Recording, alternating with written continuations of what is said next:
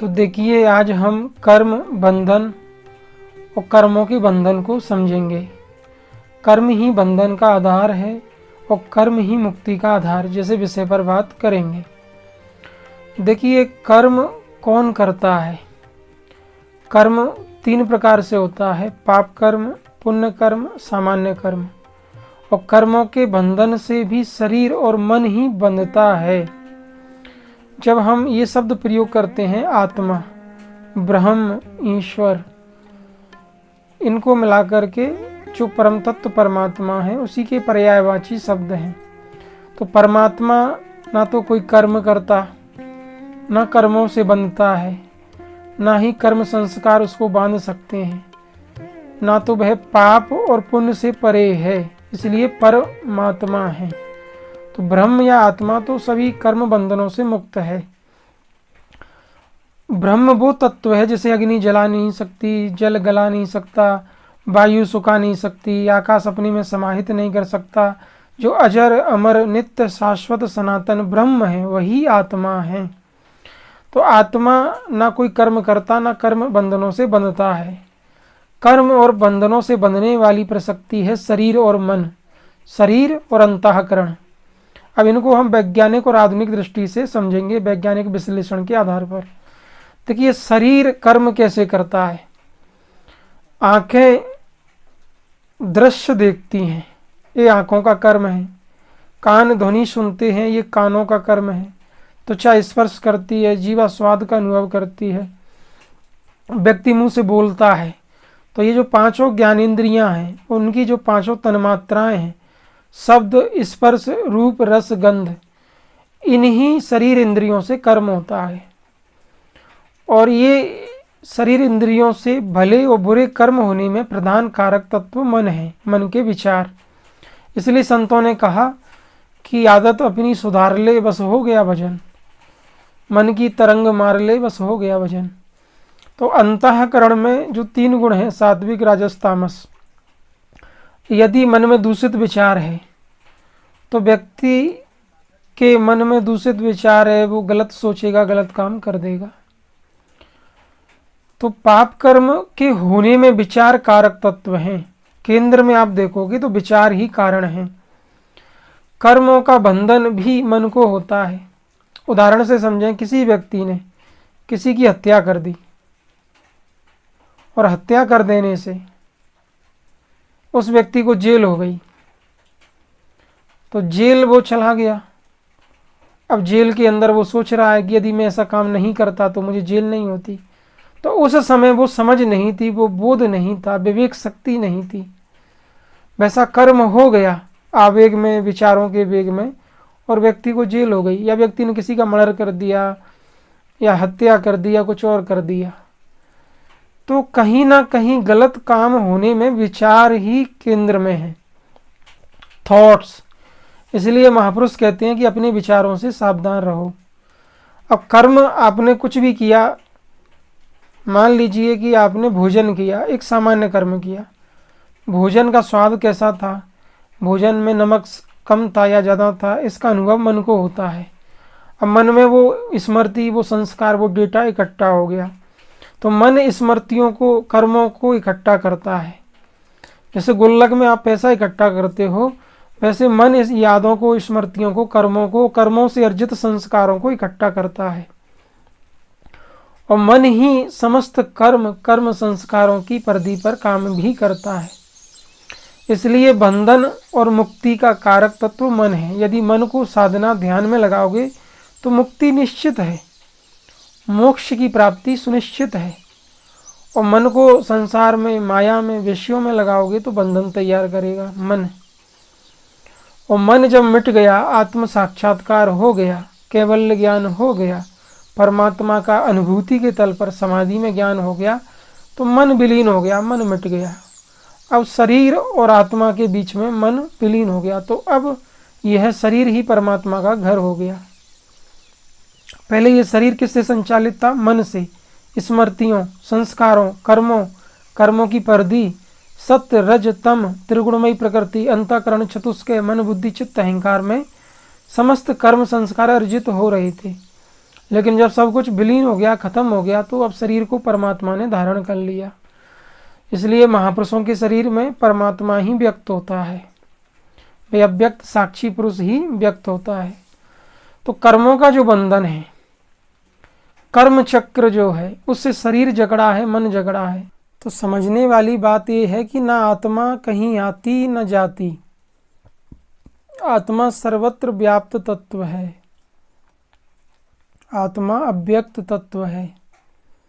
आत्मा है कि नहीं, इसको हम ऐसे समझें कि आंखें दृश्य देखती हैं, तो दृश्य ऑब्जेक्ट है, आंख सब्जेक्ट है। आंख देखने वाली है और जिसे देख रही है वो दृश्य है, लेकिन इन दोनों के बीच में आत्मा का सापेक्ष संबंध है। यदि आत्मा या ब्रह्म ना हो तो आंख दृश्य देख नहीं पाएगी। तो सही अर्थों में आंखों के पीछे दृष्टा ही देख रहा है, कानों के पीछे ध्वनि को दृष्टा ही सुनता है। चेतना ही, चेतना की उपस्थिति में शरीर की सारी क्रियाएं क्रियान्वित होती हैं। आंखों का रूप देखना, कानों का ध्वनि सुनना, त्वचा का स्पर्श करना, जीवा का स्वाद लेना और मन का मनन करना, संकल्प विकल्प करना, चिंतन करना, मन बुद्धि चित्त अहंकार में जो विचार हैं, भावना हैं, इमोशंस हैं, उनका सक्रिय रहना भी चेतना या आत्मा की उपस्थिति में हो रहा है। इसलिए दर्शन शास्त्र कहता है पुरुष प्रकृति अनादि हैं, पुरुष प्रकृति शाश्वत तत्व हैं, पुरुष और प्रकृति कभी नष्ट नहीं होते। आत्मा सदा से ही है, चेतना के रूप में शरीर में व्याप्त है, और शरीर जो पंच महाभूतों से निर्मित है, प्रकृति से निर्मित है, वो प्रकृति भी अनादि है। इसलिए दर्शन शास्त्र ने पुरुष प्रकृति को अनादि कहा। तो जो भी कर्म आप करेंगे वो शरीर और मन के तल पर होंगे, और सुख दुख लाभ हानि अनुभूति संप्रज्ञात, अनुभूति भी शरीर मन को होगी। आप एक कांटा लेके हाथ में खींचो तो जो कोशिकाओं में पेन और दर्द का अनुभव होता है, आत्मा उस दर्द की साक्षी है। जैसे हाथ जल गया और उसमें जलन हो रही है, तो जो दर्द पेन हो रहा है, जलन हो रही है, आत्मा उस दर्द को और उस दर्द के अनुभव से भी परे है, अलग है, लेकिन आत्मा की उपस्थिति में ही वो दर्द को मन शरीर कोशिकाएं अनुभव कर पा रही हैं। जैसे कमल में कीचड़ पैदा होता है, कीचड़ से निर्लेप होता है, वैसे ही देही, देहात्म और इस देह में रहने वाला चेतन आत्मा शरीर और मन के समस्त कर्म कार्य फल क्रिया अन्वेषण से परे है। इसलिए शरीर को पाप पुण्य प्रभावित करता है, मन को पाप पुण्य प्रभावित करता है, लेकिन आत्मा सबसे निर्लेप है। आत्मा को ना सुख होता, ना दुख होता, ना आत्मा के लिए सर्दी है, ना गर्मी है, ना हर्ष है, ना विषाद है, कुछ नहीं। आत्मा तो अकर्ता है, साक्षी मात्र है, अनुभव करता भी शरीर इंद्रियां मन बुद्धि चित्त हैं। मान लीजिए आपके शरीर में रोग हो गया, कोई बड़ी बीमारी, तो मन उसको लेके चिंतित है, व्यथित है, पीड़ाग्रस्त है। या किसी व्यक्ति से झगड़ा हो गया, या कोई बाहर समाज में व्यक्ति आपको तंग कर रहा है, परेशान कर रहा है, सता रहा है, तो जो पीड़ा आपको हो रही है वो शरीर और मन के तल पर हो रही है। आत्मा तो उस पीड़ा से भी परे है, मुक्त है।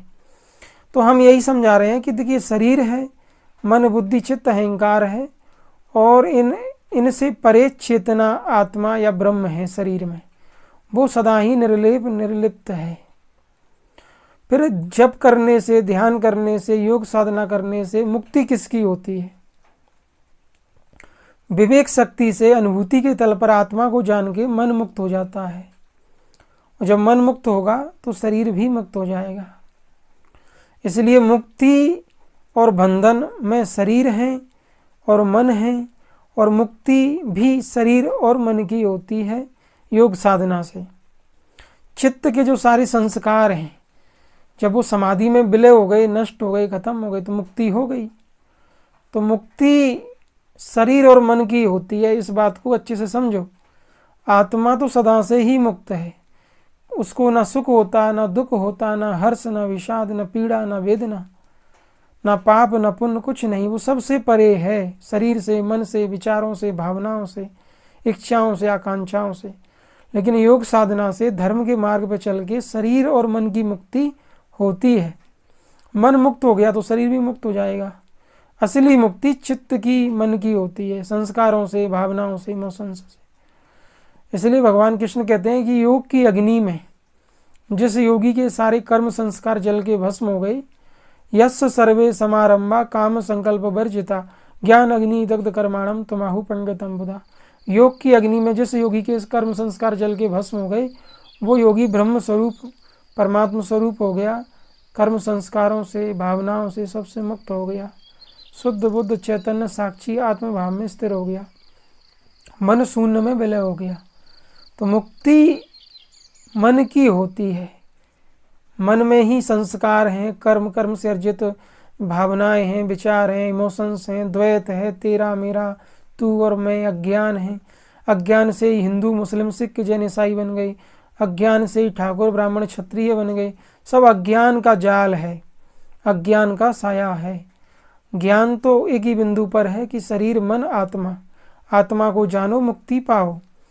ये समाज पूरा अज्ञान का अंधकार है, ये तम अंधकार का साया है। इसी से प्रपंच, माया, द्वैत, भ्रम, वासना, इच्छा, सब माया का पूरा वाइब्रेशन चित्त पर काम करता है। जब चित्त को आपने समाधि में लीन कर दिया, विलीन कर दिया, निरोध और विलय कर दिया, तो ब्रह्म प्राप्त हो गया, कैवल्य प्राप्त हो गया, आपको मुक्ति मिल गई। तो इस वीडियो में हमने बंधन को समझा, बंधन के कारक तत्व को समझा, अज्ञान, अविद्या, दुख के कारण को समझा। अज्ञान ही बंधन है, आत्मज्ञान ही मुक्ति का आधार है। बंधन में शरीर और मन है। साधना से समाधि में आपको मुक्ति मिलती है। जैसे विषयों पर चर्चा की, आज इतना ही। हरिओम।